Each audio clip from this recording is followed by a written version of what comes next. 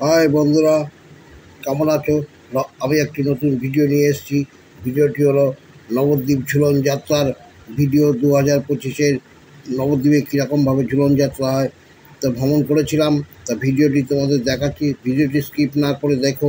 নবদ্বীপ মহাপ্রভুর জন্মস্থান, এখানে মন্দিরে মন্দিরে ঝুলন যাত্রা উপস্থিত হয়। সেমনই একটি মন্দিরের ভিডিও আমি তোমাদের কাছে উপস্থাপনা করছি, তোমরা দেখবে, খুব ভালো লাগবে ভিডিওটি। এই দেখতে পাচ্ছ, এটি হচ্ছে গৌরিয়া মঠের ভিডিও ঝুলন যাত্রার। তোমরা দেখো, দেখো কত সুন্দর সাজিয়েছে। এই দেখো রাধাকৃষ্ণ কি সুন্দরভাবে ঝুলাচ্ছে। সমস্ত ভক্তবৃন্দগণ হাজির হয়েছে এই ঝুলন যাত্রা দেখতে। এটি দ্বিতীয় দিন সবাই ভ্রমণ করতে এসছে ঝুলন যাত্রা দেখার জন্য। তা তোমরা দেখো, একদিকে রাধাকৃষ্ণ ঝুলছে, সুন্দর একটি কদম গাছ আছে। কদম গাছটি তোমাদের দেখাচ্ছি, দেখতেই পাচ্ছ কদম গাছটির ওপর থেকে এক রশ্মি দিয়ে সুন্দর ঝুলনের ওরা তৈরি করেছে।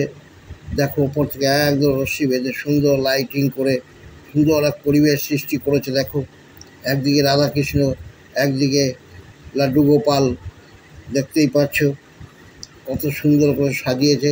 এবং চারিদিকটা গাছ টব দিয়ে খুব সুন্দর করে সাজিয়েছে, তার সঙ্গে লাইটিংয়ের আয়োজন। এই দেখছো, এটি রাধাকৃষ্ণ, এটি যেটি মন্দিরের মধ্যে সারা বছর প্রতিষ্ঠিত হয় এবং পূজা অর্চনা হয়, তারই এক পাশে দেখো কত সুন্দর লাগছে। তা এরকম সমস্ত নবদ্বীপ ধামে ঝুলন যাত্রা উপলক্ষে 5 দিন হয়। যেমন সমাজবাড়ি আছে, তারপর ওদিকে মহাপ্রভুর স্থান আছে, সমস্ত জায়গায় রাজবাড়ি আছে, কেশবজি মহারাজ মঠ আছে, সব জায়গায় ঝুলন যাত্রা অনুষ্ঠিত হচ্ছে।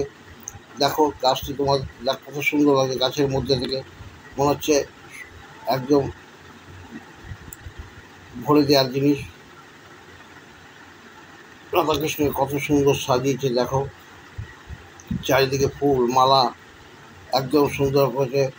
মঠের যে মহারাজরা আছে তারা এইসব আয়োজন করে। এবার চারিদিকটা দেখো, দেখাচ্ছে, এই দেখো কত সুন্দর। এই গৌরিয়া মঠে প্রতি বছরই ঝুলন যাত্রা উৎসব হয়, এবারও উৎসব হচ্ছে একদম সুন্দর ধুমধাম সহকারে। কিন্তু বৃষ্টি পড়েছে, বৃষ্টির মাঝে বৃষ্টিকে উপেক্ষা করেই লোকজন সব ভিড় জমাচ্ছে গৌরিয়া মঠে ঝুলন যাত্রা দেখতে। সঙ্গে ডেকোরেশনটা খুব সুন্দর হয়েছে। তা তোমরা যদি কোনোদিন পড়া, এই বছর তো আর হবে না, ভিডিওতে দেখালাম। ভিডিওটা যদি ভালো লাগে অবশ্যই পরের বছর 2026-এ এসে একবার ঘুরে যাবে ঝুলন যাত্রায়, নবদ্বীপ ধাম ভ্রমণ করে যাবে, খুব ভালো লাগবে তোমাদের। আমরা বলছি, এক সুন্দর নবদ্বীপ হচ্ছে শ্রী চৈতন্য মহাপ্রভুর জন্মস্থান। এখানে কোনো অনুষ্ঠানই বাদ যায় না, যেটা আর কোথাও তোমরা দেখতে পাবে বলে মনে হয়। এই কিছুদিন পরে এখানে আবার জন্মাষ্টমী উৎসব হবে, শ্রীকৃষ্ণের জন্মাষ্টমী, সেসব নবদ্বীপ মন্দিরে হবে। দেখো দূর থেকে লোকেরা কীরকম ভিড় করছে। দেখো সামনের গেটটা দেখাচ্ছি, কত সুন্দর সাজিয়েছে। তুলসী রয়েছে, তুলসী বেদি দেখতেই পাচ্ছ। পাশে সব মহারাজদের থাকার ঘরগুলো আছে। চারিদিকটা লাইটিং করে দিয়েছে এবং দেখার মতো তৈরি করেছে। তো এই ভিডিওটি তোমাদের কাছে তুলে রাখলাম, কিন্তু ভিডিওটি স্কিপ করবে না বন্ধুরা।